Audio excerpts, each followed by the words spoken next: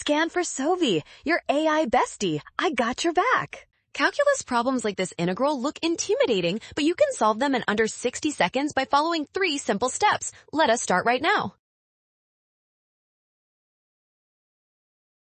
First, identify that this integral matches the standard form for 1 over a squared minus x squared, where a equals 4. This allows us to use the logarithmic integration rule directly.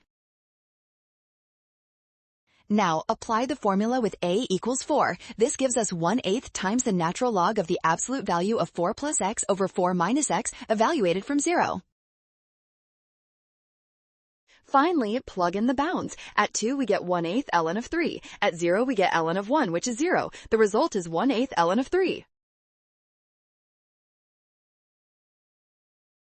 Nailed it! Scan the code. You can learn better with Sovi. Avoid arcsine and arctan traps. Always use the log rule and check your definite bounds.